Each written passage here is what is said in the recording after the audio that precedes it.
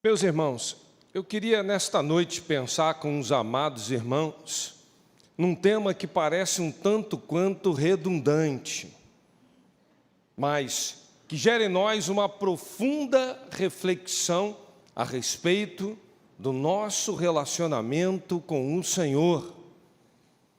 Era o momento em que o povo estava alegre, feliz, pois chegou o tempo de entrar na terra prometida. Então Deus separa no meio do seu povo aquele grupo muito especial, começa a dar instruções que era para a tribo de Levi, dizendo: eu vou ser a herança de vocês, todos os outros terão uma porção, algo, mas eu serei a herança de vocês. E no momento em que então o Senhor começa a orientar a tribo de Levi, a sua vocação, Ele faz uma exortação à obediência. E nessa exortação, eu sei que os irmãos conhecem mais de um outro texto do Antigo Testamento. Para tanto, vamos abrir primeiro lá em Deuteronômio, capítulo 10, apenas o verso de número 12. Estaremos meditando no tema: exclusividade exige tudo. Vamos repetir esse tema? Exclusividade exige tudo. Você já abriu Deuteronômio 10, verso de número 12. Diz assim então a palavra do Senhor: povo de Israel, escute o que o Senhor Deus exige de você. Ele quer que vocês o temam e sigam todas as suas ordens, quer que o amem e que o sirvam com todo o coração e com toda a alma.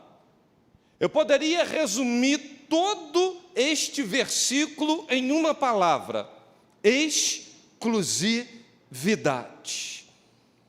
Um texto que os irmãos conhecem mais, que tem tudo a ver com esse texto, está lá em Miqueias, capítulo 6, o verso de número 8, que diz: e ele te declarou, ó homem, o que é bom que o Senhor pede de ti, que pratiques a justiça, ames a beneficência e andes humildemente com teu Deus.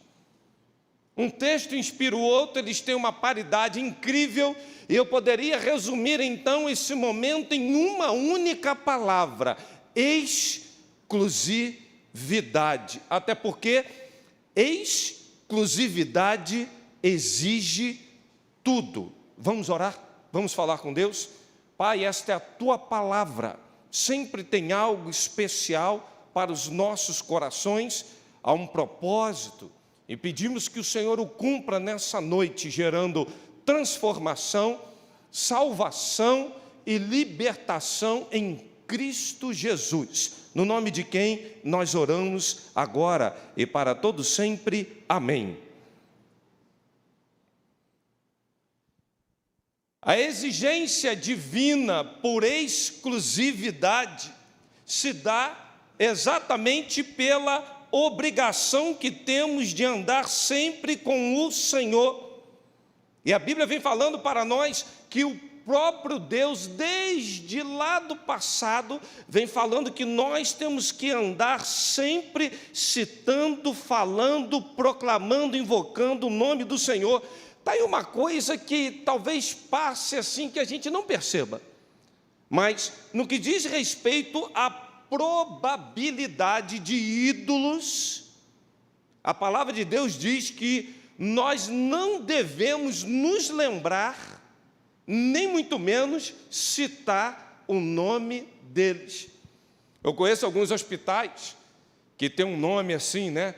Eu vou dizer lá da minha região, assim que eu moro: Nossa Senhora do Carmo. Aí tem gente para dizer assim: eu cumpro a palavra, fala assim: Hospital do Carmo. Hospital do Carmo sucumbe o Nossa Senhora, que é uma expressão que já entrou na língua portuguesa, né? Até porque um crente que não fale nossa, eu estou para ver. E nossa vem de quê? Olha só, que coisa antagônica que a gente vem vivenciando nos últimos tempos. É ou não é verdade, irmãos? Mas A palavra de Deus vem dizendo isso para a gente: vós não fareis ídolos, nem vos lembrais de imagem de escultura, nem estátua, nem poreis pedra figurada em vossa terra, para inclinar-se perante ele, e diz: eu sou o Senhor, este é meu nome, a minha glória, pois não darei ao outro, não darei o meu louvor às imagens e esculturas. Isaías 42, verso de número 8. O Senhor nos chama a obedecermos, a servirmos com integridade a Ele, e essa integridade exige de nós uma fidelidade exclusiva. Todas as exortações no Antigo Testamento, quando ouvimos a voz, a palavra de Deus, a presença de Deus se manifestava para que o nosso coração fosse tão somente dele, em comunhão, em obediência aos seus mandamentos, e a andarmos e servirmos ao Senhor com alegria. Por isso a Bíblia fala que ninguém pode servir a dois, porque há de agradar um ou... Mas o texto continua: não podeis servir a Deus e a Mamon. É muito interessante que a palavra de Deus coloca aqui, então, a personificação de Mamon como sendo uma entidade e um pecado. Já pararam para avaliar isso? A questão não é que o dinheiro é pecado, o amor ao dinheiro que é o pecado, é a personificação daquilo que então a gente começa a praticar. As riquezas têm sim o poder de dominar-nos, e quando a gente entende que o domínio sobre nós só pode ser do Senhor, se a internet domina, se a sexualidade domina, se a fofoca domina, se a imoralidade domina, o pecado está dominando, o Senhor não está tendo exclusividade na nossa vida. Simples assim. O pecado se começa a dominar, não há então a probabilidade do Senhor ser rei.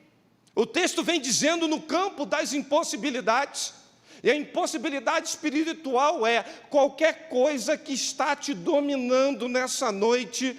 Se ela está tendo um exercício na sua vida, no seu estilo de vida, quer trabalhar muito, quer viver nas redes sociais, quer então aquele pecado escondido, isso está te dominando, o Senhor não está no governo da sua vida. Impossível servir a isso e ao Senhor. Não há espaço para isso. Eu poderia dizer então que isso é uma incompatibilidade genética espiritual. Se nascemos de novo, se temos um novo DNA, se o Senhor é rei, geneticamente, espiritualmente falando, é impossível servir a dois senhores. Impossível. Segundo momento, não há espaço para isso na nossa vida. Mas por que exclusividade? A exclusividade divina se dá exatamente pela singularidade de Deus.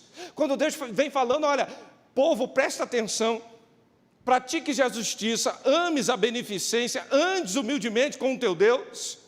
Essa exclusividade se dá pela singularidade de Deus. Por isso, nós vamos poder então observar na palavra de Deus o próprio Deus dizendo: eu sou o Senhor.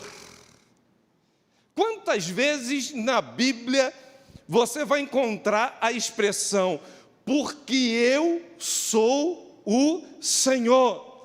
Porque eu sou o Senhor. A gente vai ler toda a Bíblia, a gente vai encontrar a expressão porque eu sou o Senhor. E aí a gente começa então a entender por que é que Ele é singular, e Ele passa a ser singular para cada um de nós, quando Ele passa a ser o Senhor das nossas vidas. Há uma andança por aí nos grupos de WhatsApp, alguém morre, eu fico vendo o processo de beatificação e canonização do santo que se foi. Todo mundo vai para o céu. Eu não vejo ninguém dizendo assim, ó: ah, isso aqui não tem nada a ver com Deus, não. Se a pessoa não entender que está perdida, que Deus não é Senhor, ele nunca vai se arrepender dos seus maus caminhos. Por isso que aquele jovem vai ter com Jesus e pergunta assim: mestre, o que devo eu fazer para herdar a vida eterna? Ele não chama Jesus de Senhor, chama de mestre. Por que que aquela mulher pega em flagrante de adultério? Aqueles que estavam ao redor não falaram assim: Senhor, queremos ouvir de ti o que tu tens a dizer, porque a lei está dizendo que é para apedrejar. Começaram o discurso deles com que palavra? Mestre. Mestre. De certa feita, Jesus foi estar com os discípulos começaram a dialogar com ele, começa a falar, porque o Senhor, porque o Deus, que é esse Jesus que está aí, os próprios discípulos falando, ele é mestre e Senhor. Aí Jesus faz um trocadilho, inverte a posição, fala assim: eu sou Senhor e mestre. Por que é que Jesus inverte essa lógica? Porque a singularidade está exatamente nisso, irmãos. Os religiosos não conseguem perceber o que é lidar com um rei, senhor, dono, controlador. Eles estão lidando com um mestre. E por isso a igreja está repleta de gente que vem dominicalmente, ouvem as palavras, acham o sermão lindo e saem daqui dizendo: que sermão bem elaborado, que coisa abençoada. Olha, parece que foi um mestre que preparou isso. Mas se o sermão não tem eficácia na sua vida, se não há mudança para valer, é discurso religioso de mestre, não de senhorio. Percebeu a diferença? Isso é sério. A singularidade de Deus consiste em Ele ser Senhor e não ser mestre. E a gente ouve, às vezes, fala: que sermão lindo, o que mudou? Nada. Por que não mudou? Porque como mestres estamos tratando o Senhor, o dono da igreja, que vem aqui falar com a sua igreja, orientar a sua igreja, chamar ao arrependimento, dizer: sai desse caminho, não te coloquei no mundo para isso. Enquanto estivermos levando uma vida desta forma, não vai haver singularidade. Deus não aceita nada dividido. Vamos repetir isso, irmãos? Deus, mais uma vez, bem forte: Deus ou é ou não é.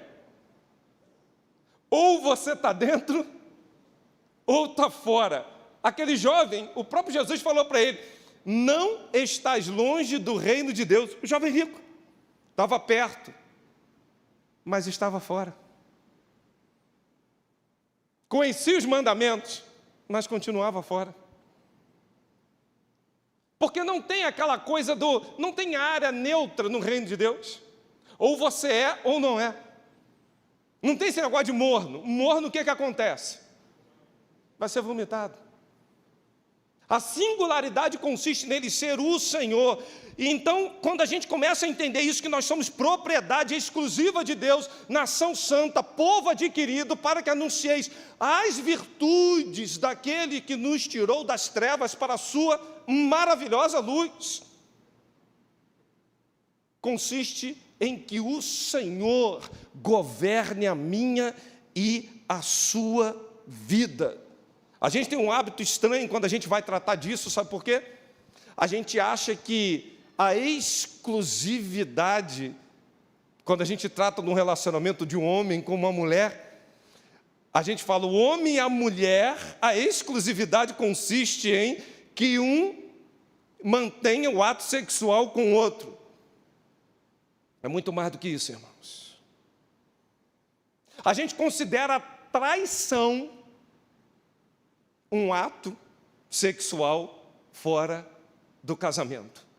Mas se você parar para observar, quando a Bíblia vem falando de adultério, adulterar, Jeremias 3 fala disso, o próprio Deus falando, o povo adulterou. 99% das vezes que a Bíblia vai falar de adultério, está falando do relacionamento do povo com o seu Deus.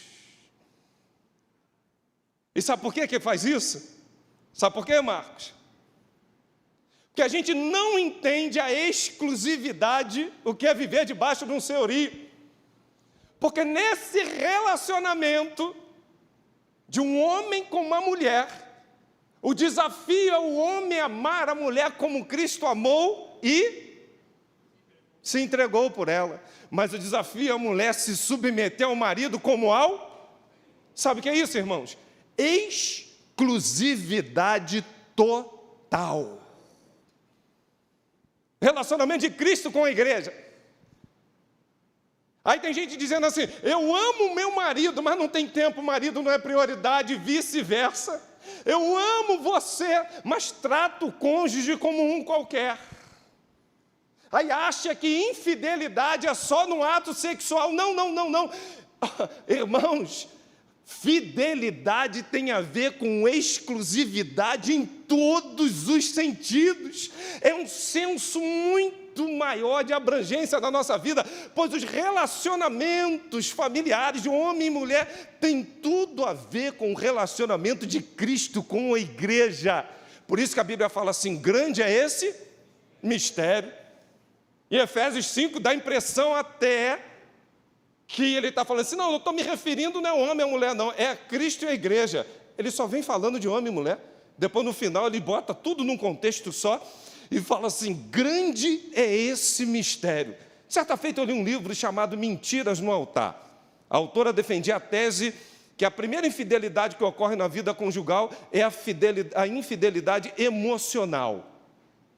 Parei para refletir um pouco sobre aquilo e fui dialogando com aquele livro, para entender o propósito do que é uma exclusividade. Você já pensou o que é uma mulher se submeter ao marido como ao Senhor? Exclusividade total. Concorda comigo, irmãos? Você já pensou o que é um homem amar uma mulher como Cristo amou a igreja e se entregou por ela? Exclusividade como uma entrega total. Isso é muito maior do que nós como igreja estamos acostumados a lidar, a tratar. Porque se não entendermos isso nos relacionamentos, irmãos, nós não vamos entender então o nosso relacionamento com o Senhor. Terceiro momento, a exigência divina se dá por sua pessoalidade. Um Deus pessoal. Que isso, pastor Anderson? Deus é uma pessoa? É. A gente quer dizer que Ele possui personalidade. Ele é racional, Ele tem autoconsciência. Os teólogos vão até dizer que os indivíduos possuem mente, coração, vontade, Deus também, inclusive até intelecto, emoções e tudo. Tem vários textos que vão justificar isso. Então, pastor, o senhor está querendo dizer então que Deus é um ser humano? Não, não é isso. O verbo se fez carne uma vez só e já foi, irmão. Você está entendendo a diferença, sim ou não? Tem gente que vai dizer assim, o pastor antes que dizer que Deus é ser humano. Não, não é isso. Não é isso que eu estou falando. Eu estou falando da questão da pessoalidade. E por que eu estou querendo frisar isso? Que apesar da sua grandeza, apesar de um Deus soberano, apesar de um Deus que criou todas as coisas, apesar de um Deus que fala que as nações são como pó miúdo na balança, de um Deus que tudo conhece, tudo Ele vê, Ele se importa comigo e com você na pessoalidade. Antes que haja uma palavra da nossa boca, o Senhor já sabe o que a gente vai falar. Que pessoalidade é essa? Tem hora que eu começo a me embananar, querer explicar umas coisas para Deus. Eu estou igual a Pedro. Deus, eu não vou ficar ágapo, filé. Não, chega. Tu sabe do meu coração, meu Pai. Não tem muito o que falar contigo. Tu vê aqui dentro, a radiografia divina é incrível. Tem como te enganar, tem como te contar a história. O Senhor conhece, apesar da tua grandeza, o Senhor age conosco com pessoalidade. A Bíblia fala, o Deus de Abraão, o Deus de Isaac e o Deus de pessoalidade. Os nomes que nós estamos dando ao Senhor: eu sou Yahvé Jiré, Jeová Nissi, Jeová Shalom, Jeová Raá, enfim, Jeová Chamar, Elion, Deus é Altíssimo, Deus é o Senhor dos Exércitos, Ele é meu pastor, Ele é a nossa paz, Ele que sara, Jeová Rafá. O que é isso senão a pessoalidade de Deus se manifestando em todos os momentos, conforme as especificidades das nossas necessidades? Um Deus que conhece, um Deus que age, um Deus que se importa, um Deus que nos trata como a menina dos seus olhos, um Deus que sustenta todas as coisas. Certa feita perguntaram a Jesus: mestre, qual o maior de todos os mandamentos? E veio a resposta: amarás, pois. Ama de qualquer forma. Quando tiver tempo, lê a Bíblia. Se lembrar, ora. Não dedique tempo a Ele, não. Passa o dia inteiro trabalhando, estudando. Quando sobrar um tempinho, vai para o WhatsApp. Se sobrar mais tempo, fique no TikTok. Assiste uns vídeos engraçados. Isso é bacana, irmãos.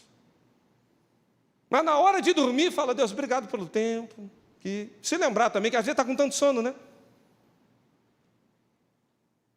Amarás o Senhor teu Deus de todo o teu.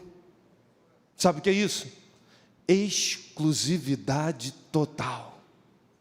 Exclusividade total. O Senhor quer ser personalíssimo diariamente e em toda a nossa integridade de ser. No trabalho, na família, na igreja. E ele continua dizendo: mas não só isso, também tu vai amar o teu próximo como? Esse é o segundo. Segundo é semelhante a este. Aí diz mais: destes 2 mandamentos dependem toda a lei dos profetas. Tudo está sustentado em 2 mandamentos: amar exclusivamente. Que coisa impressionante.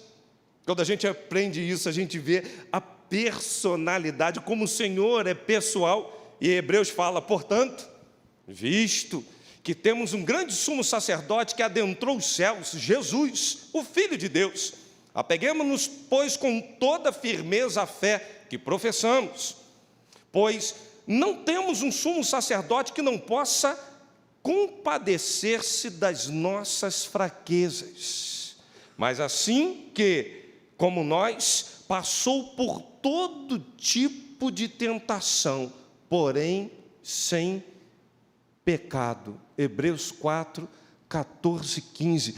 Nós temos um sumo sacerdote que se compadece, que enxerga você, que ama você, que sabe das suas necessidades, que compreende as suas dores, um Deus todo-poderoso, soberano, mas que se importa comigo e com você, dentro da sua individualidade. Que coisa linda! E por último, nós precisamos nessa noite perceber que a exigência divina de exclusividade se dá pelo seu agir. Alguns vão defender a tese, então, de que nós temos um Deus que criou o mundo e largou a sua própria sorte. Perguntam: por que tanta violência? Por que tanta gente passando fome? Por que tanta morte? Por que tanta desgraça? Mas não conseguem perceber o homem por intermédio do pecado que tem feito na humanidade. Porque o mundo pode estar em crise, mas o céu não está em crise. O mundo pode estar perdido em conceitos e valores, mas nós temos uma palavra que é regra de fé e prática. O mundo pode dizer: não tem jeito, acabou, mas o Senhor dá a palavra final na nossa vida, porque dele é o querer e dele é o efetuar. Deus age. Nós temos esse Deus transcendente, o Criador, como alguns vão dizer para fora, o supremo arquiteto do universo, de um Deus que criou todas as coisas, e esses que defendem a tese do supremo arquiteto não conseguem defender a tese do imanente, do presente na criação. Eles não falam, podiam dizer, o Deus não é o supremo arquiteto não, mas do Deus que arquitetou, mas que com sua engenharia o fez, e que hoje mantém e sustenta todas as coisas com a destra de suas mãos, porque Ele age, Ele opera, Ele transforma, Ele liberta, Ele cura, e Ele diz, operando eu, quem impedirá? Esse é o Emanuel, esse é o Deus presente, esse é o Deus que vem ao meu e ao teu socorro. Quando a gente entende o agir de Deus, não tem ateísmo, não tem teorias aí fora que vão duvidar dessa mentalidade de uma comunidade científica dita de intelectuais que querem colocar em xeque aquilo que a palavra de Deus vem confirmando a cada dia. O Senhor não é apenas arquiteto, Ele é mestre de obra. E a boa obra que Ele começou na minha e na sua vida, Ele é fiel para completá-la. Ele age até a volta de Cristo Jesus. Um Deus que age. Mas, para esse Deus agir na minha e na sua vida, a exclusividade dele exige tudo. Tudo. Eu queria concluir essa reflexão dizendo para você, cuidado. Cuidado com qualquer tipo de teologia aí fora, que porventura possa estar tomando a primazia da sua vida e te levando a acreditar que você piamente está servindo a Deus, andando com Deus, que Jesus é o teu Salvador, quando Ele não consegue ser Senhor. Cuidado. O coração do homem, como dizia João Calvino, é uma fábrica de ídolos. Cuidado. Cuidado. Cuidado, porque nesse processo de exigência, de exclusividade, você pode estar achando assim, pastor, eu sou exclusivo, eu pertenço a Ele com todas as letras, mas talvez a palavra de Deus não produza mais mudança, senhorio pleno, absoluto. Cuidado.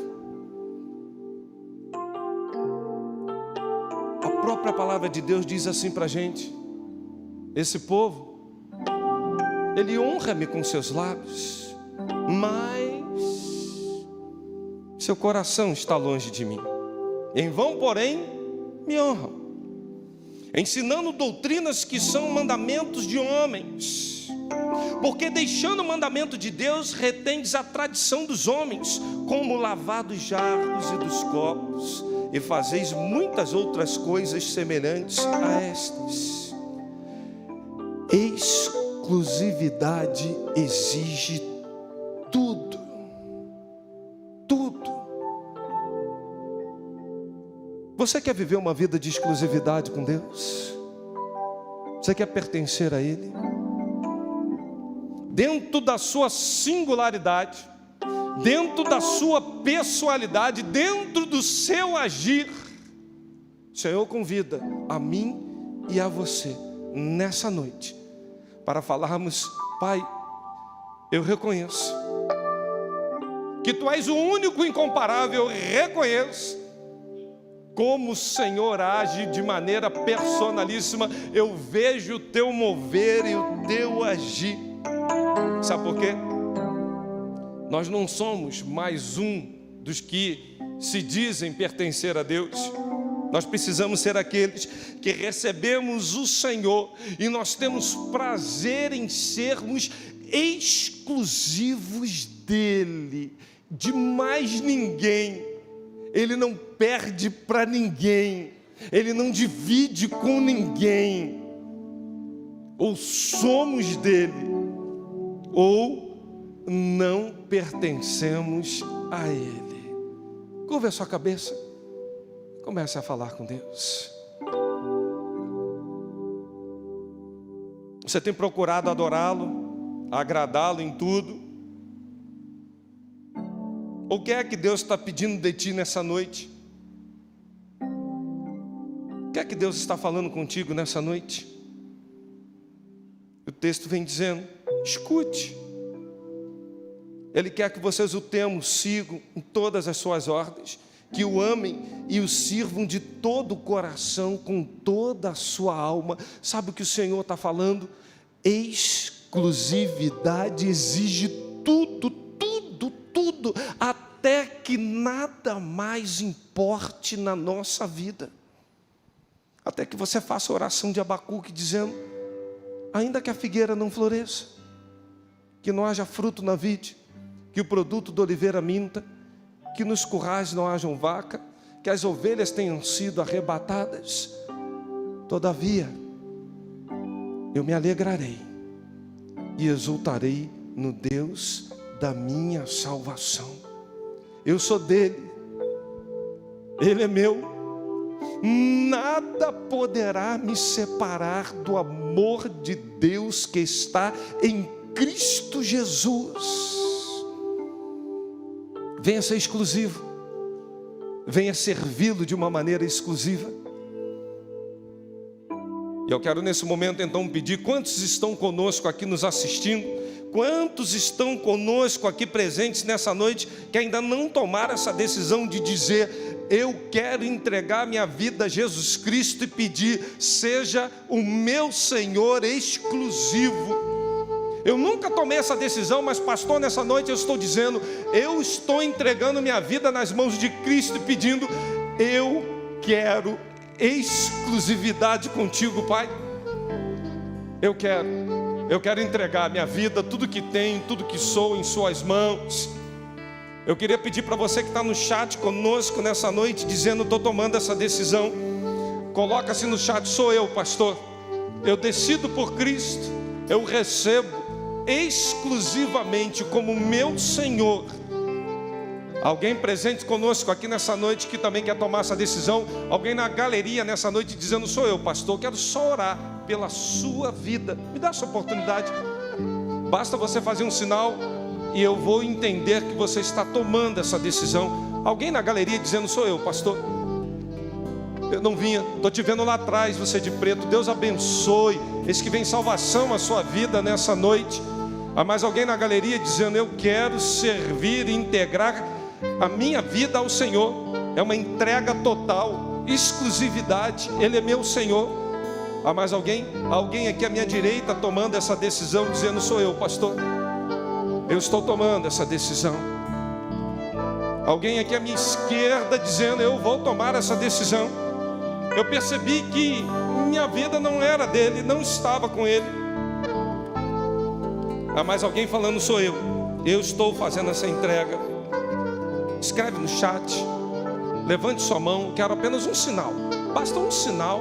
Eu quero orar com você, por você. Nós vamos adorar o Senhor. E é o momento que a igreja estará então toda em oração. Reavalie o seu relacionamento com Deus. Pergunte ao Senhor, Senhor, eu tenho sido exclusivo ou exclusiva do Senhor? Ou na minha vida ainda tem, vamos chamar assim, alguma bola dividida, alguma coisa que ainda esteja atrapalhando a exclusividade? Eu quero, Senhor, nessa noite sim, tirar essa bola dividida. Eu quero te entregar os meus caminhos e dizer, venha ser Rei, Senhor absoluto. Ore ao Senhor, nós vamos adorá-lo.